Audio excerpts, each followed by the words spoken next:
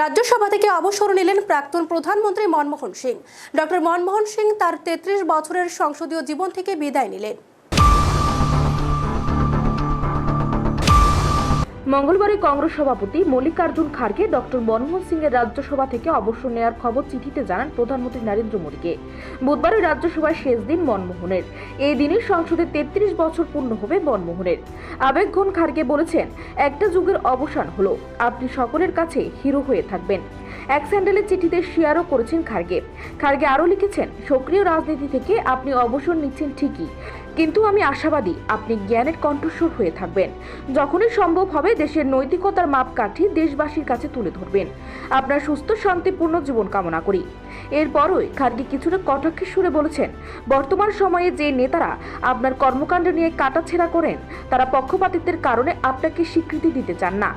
আপনি দেশ ও দেশের মানুষের জন্য যা করেছেন তা স্পর্শ করার সাধ্য কারণেই। পাশাপাশি খাড়গে এটাও বলেছেন, মনমোহন সিংয়ের আমলে ১০০ দিনের কাজের প্রকল্পের শুরু হয়েছিল। Bureau report, Asian Times.